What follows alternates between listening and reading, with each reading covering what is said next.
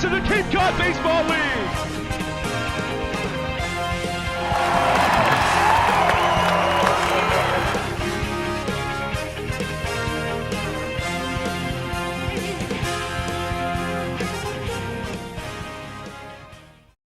Blankets and beach chairs spread out everywhere here at Eldredge Park. A big crowd anticipated tonight as the regular season ends in sight.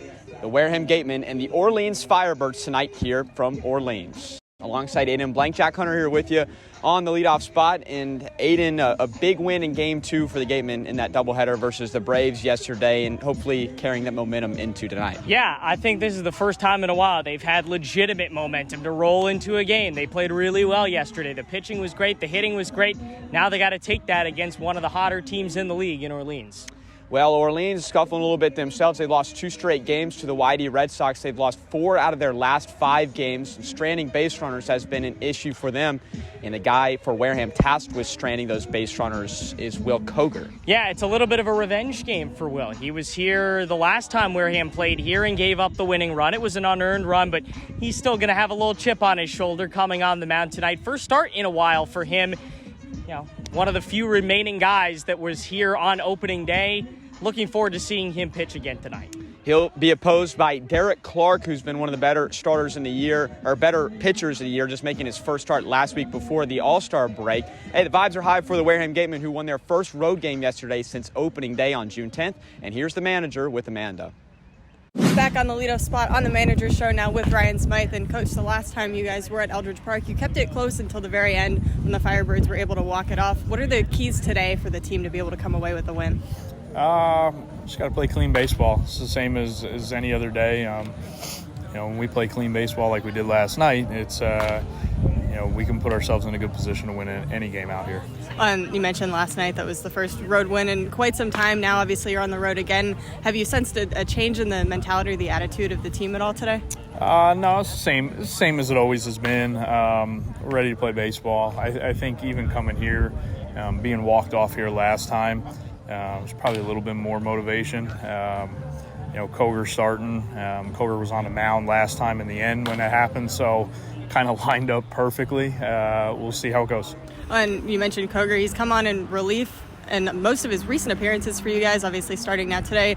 Is the approach, do you think, going to be very different for him now that he's starting instead of coming in a close, tight situation at the end of a game? No, I mean, I want his mindset to be the same way. It's to be on the mound, execute pitches, and get outs. Whether he's in the back end role or starting, it's ultimately the same goal. Put up enough zeros to hopefully give our offense a chance to put some runs up and be in the lead. And when he's in the back end, it's hopefully we're up and close the door and put some zeros up. So ultimately, the same thing is just keep throwing zeros up on the board. Well, what are your favorite things about Koger as a player and just a person? I mean, he's been here since day one. That right there says everything I need to say. Kid that wants to be here, loves playing baseball. The days that he's not starting, he's not hot. He's hosing the field down. Ultimate team guy, second year guy here. Has gone through 2 coaching staffs, and I think he's found a little something in himself this year that's put him over the edge. So when he goes back to Louisville, I think he's going to have an awesome year. Has that second year of experience now lended him to be more of like a mentor or leader for the guys on the team? Definitely. I mean, he certainly knows the area. He knows the Wareham in general. He knows the league, and I know that's helped with a lot of our new guys that haven't played in this league before. He's seen the changes that has gone on throughout the league in the last year.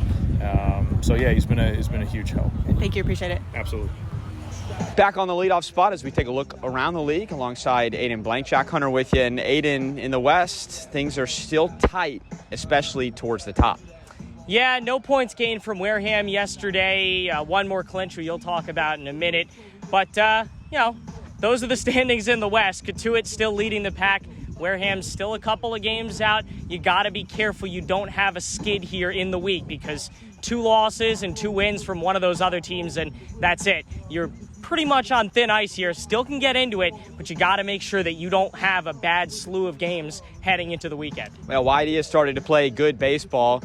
They are now the second team in the league to clinch a playoff spot, and they are the only team in the East Division above 500 after this recent spell from Orleans, who's still in second place. Harwich is struggling behind them, and then Brewster and Chatham, not much happening there at the bottom. Let's keep things moving here on the leadoff spot.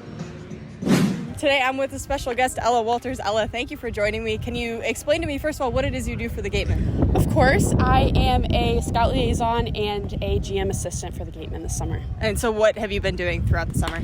A lot of talking to scouts and making sure that they know everything that they need to know about our guys, along with other just day-to-day operations that Tommy and Bob need help with. And you go to Arizona for school. You're from Illinois. How did you end up here on Cape Cod?